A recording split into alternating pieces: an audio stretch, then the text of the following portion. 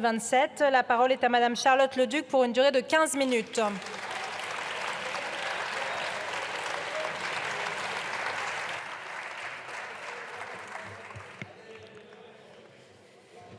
Madame la Présidente, Messieurs les ministres, Monsieur le Président de la Commission des finances, Monsieur le rapporteur général, Mesdames et Messieurs les rapporteurs, chers collègues, nous devons aujourd'hui nous prononcer sur la loi de programmation des finances publiques pour la période 2023-2027.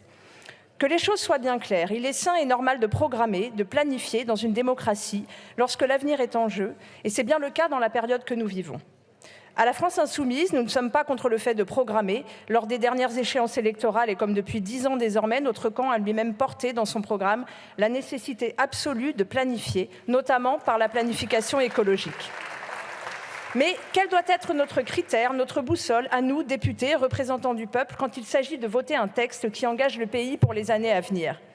Sur quels critères s'appuyer lorsque cet avenir est, par nature, incertain, et d'autant plus en période de crise comme celle que nous vivons, crise géopolitique, sociale et climatique? La réponse devrait être claire. En République et en démocratie, il faut partir des besoins du peuple.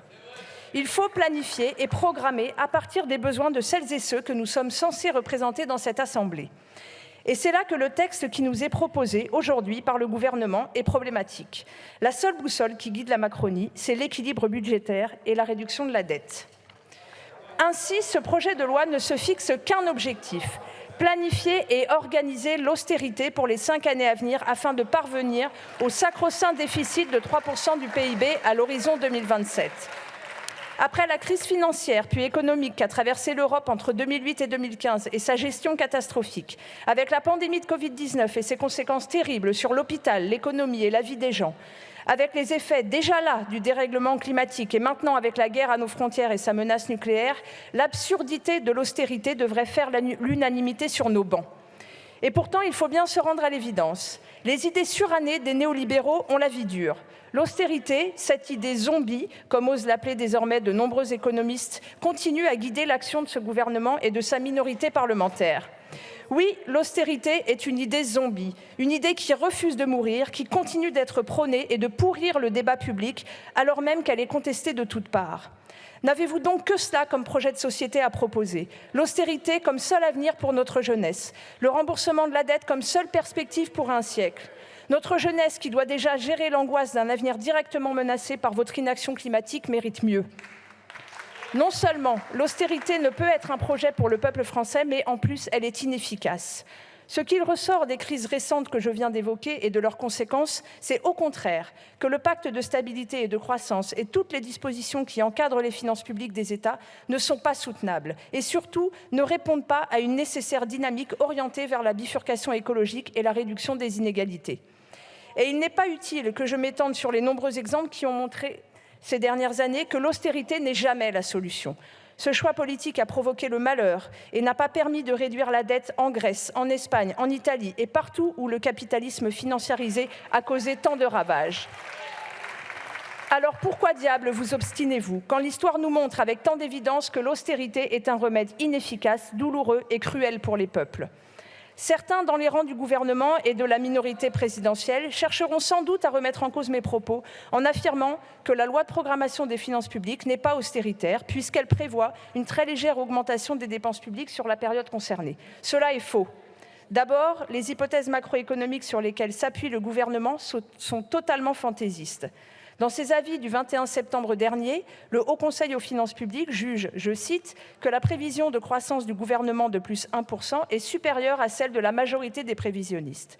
La Banque de France considère, elle, que la croissance s'établirait entre 0,8 et moins 0,5%. Bref, face aux crises que traverse notre pays, il n'y aura pas de croissance du PIB l'année prochaine et rien n'indique qu'il y en aura dans les années qui suivront. Les hypothèses d'inflation sont elles aussi hautement discutables et auront des conséquences sur la trajectoire budgétaire du pays. Dans ces conditions, comment le président de la République compte-t-il remplir sa promesse d'un retour aux 3% de déficit en 2027 ? Sans croissance, il n'existe pas 50 solutions pour faire reculer le déficit public. Il faut soit augmenter les recettes de l'État, soit en diminuer les dépenses. Par pure idéologie, le président de la République et son gouvernement ne veulent pas entendre parler de la première option, augmenter les recettes.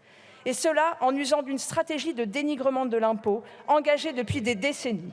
Un impôt bashing, en quelque sorte, qui repose sur les attaques successives qu'ont connues les impôts progressifs, redistributifs, piliers de la justice fiscale et de la réduction des inégalités. Je parle là de la réduction de l'ISF, de la mise en place de la flat tax, d'un impôt sur les revenus insuffisamment progressif, de l'augmentation des impôts proportionnels et dégressifs comme la CSG, et du refus de mettre les moyens dans la lutte contre l'évasion fiscale.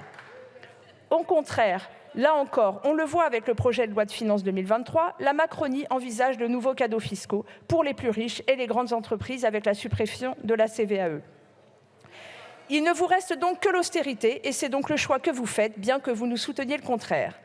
Car votre programmation prévoit de contenir la hausse des dépenses publiques à 0,6% par an.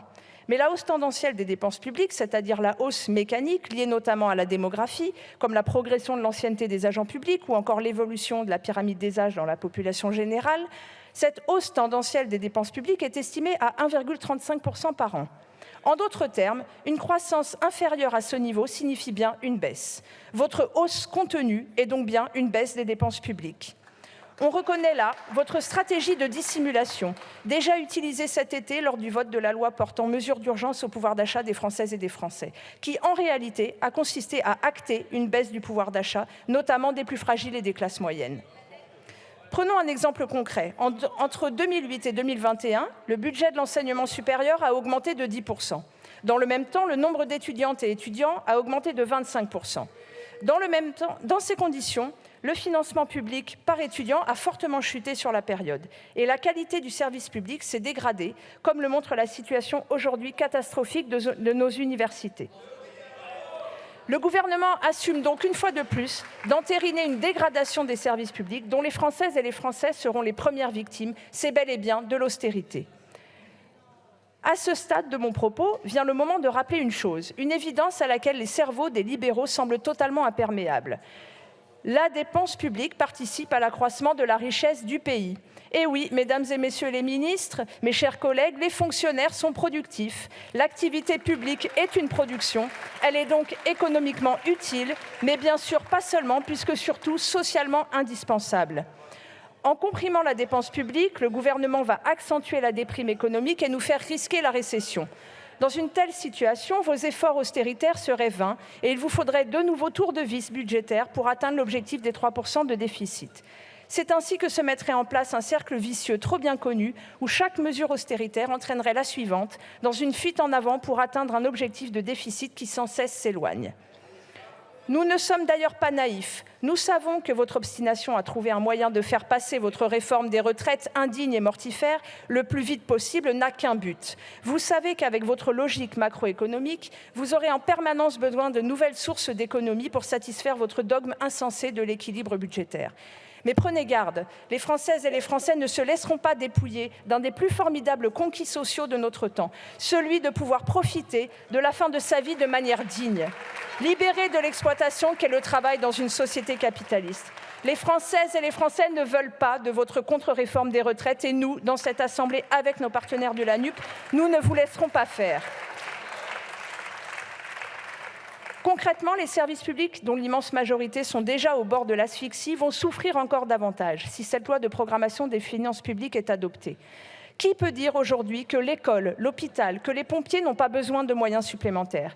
Qui peut dire qu'il y a trop d'inspecteurs du travail quand le travail capitaliste broie des corps et que la France détient le triste record d'Europe du nombre de morts au travail? Qui peut dire qu'il y a trop d'inspecteurs des impôts et trop d'officiers de police judiciaire quand les scandales d'évasion fiscale s'enchaînent, que les fraudeurs continuent d'échapper au fisc et à la justice et mènent grand train en toute impunité? Et pourtant, l'article 10 de la loi que vous nous soumettez prévoit qu'il n'y aura pas un seul fonctionnaire de plus en 2027. Qui peut dire que les collectivités locales, qui ont souvent été en première ligne pendant la pandémie, qui ont souffert de la canicule, de la sécheresse et des incendies l'été dernier, peuvent se satisfaire de leur dotation actuelle? Ces collectivités subissent depuis plusieurs mois une augmentation sans précédent de leurs charges de fonctionnement du fait de la crise inflationniste. Comment ces collectivités sont-elles censées faire tourner les écoles, les collèges, les lycées, les piscines municipales et s'adapter au bouleversement irréversible du dérèglement climatique, alors que l'article 13 de votre loi plafonne l'ensemble des concours financiers de l'État aux collectivités territoriales? Qui peut dire enfin que ce gouvernement prend au sérieux le défi climatique qui se dresse devant nous, quand la plupart des dépenses fiscales en faveur des énergies fossiles ne sont pas comptabilisées comme néfastes à l'environnement dans le budget soi-disant vert ? D'ailleurs, l'article 14 du projet qui nous est présenté ne prévoit de diminuer l'impact environnemental du budget de l'État qu'en réduisant de 10% le ratio entre les dépenses défavorables et les dépenses favorables à l'environnement entre 2022 et 2027. 10% en 5 ans. Alors que nous savons, grâce au dernier rapport du GIEC, qu'il nous faut agir dans les moins de 3 ans pour garder notre planète vivable. Une loi sérieuse de programmation doit planifier les investissements dont notre pays et l'humanité ont besoin. Une loi sérieuse de programmation doit partir des besoins du peuple. Les épisodes de sécheresse et les incendies géants que nous avons subis cet été vont se multiplier avec le dérèglement climatique. Alors il est nécessaire de réguler les usages de l'eau, de rénover notre réseau pour éviter le gaspillage et d'investir massivement dans les services de lutte et de protection contre les incendies. L'énergie va se faire plus rare dans un monde incertain et des pénuries risquent de se produire si l'hiver est froid. Alors il est urgent de rénover les millions de passoires thermiques que compte notre pays et de développer les énergies renouvelables pour que les plus fragiles ne soient pas les victimes des pénuries cet hiver. Oui, il faut massivement investir pour freiner le dérèglement climatique, mais également pour s'adapter à ses conséquences irréversibles. L'inclusion scolaire est une belle idée, mais faute de moyens humains et matériels, la promesse égalitaire de l'école est une fable piétinée chaque jour par les déterminismes sociaux et la puissance de l'héritage. Alors il faut embaucher, titulariser et payer dignement les AESH, embaucher et augmenter les profs pour que les effectifs par classe diminuent et que chaque élève puisse bénéficier d'une attention adaptée à ses besoins. L'hôpital s'effondre sous les coups de l'austérité budgétaire et les démissions se multiplient, reflétant le découragement des soignants. Alors il faut investir pour améliorer les conditions de travail, augmenter les salaires du secteur de la santé, embaucher du personnel pour que plus jamais un être humain habitant ce pays ne puisse mourir dans un couloir sur un brancard faute de soins. Les violences faites aux femmes restent un fléau majeur de notre société, rongé par le patriarcat. Alors il y a urgence à débloquer le milliard réclamé de longue date par les associations spécialisées pour permettre la prise en charge des victimes, la prévention des violences, la formation des forces de l'ordre et l'éducation de nos enfants pour qu'enfin ces violences indignes de notre temps ne soient plus qu'un mauvais souvenir. Voilà quelques exemples de ce que serait une loi de programmation qui planifierait la politique de la nation en partant des besoins du peuple. Alors, effectivement, ces besoins collectifs coûtent de l'argent. Alors demandons-nous qui doit contribuer à leur financement et dans quelle mesure. Une loi de programmation sérieuse dans un pays censé prôner l'égalité et la fraternité devrait poser un principe simple. Chacune et chacun contribue à hauteur de ses moyens à la réalisation des objectifs communs dans l'intérêt général. Pour cela, un changement de cap est nécessaire. Notre système d'impôt doit redevenir progressif et redistributif.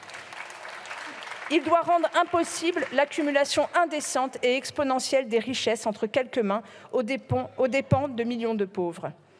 Oui, une autre loi de programmation est possible, elle est même nécessaire. Mais ce gouvernement se contente de programmer l'austérité pour les années à venir sans aucune anticipation face aux défis immenses qui nous attendent.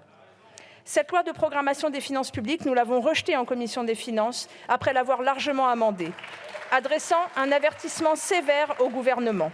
Car oui, cette loi ne programme que l'austérité et c'est pourquoi, au nom du groupe La France Insoumise NUPES, je vous présente une motion de rejet préalable que je vous invite à voter avec nous. Je vous remercie.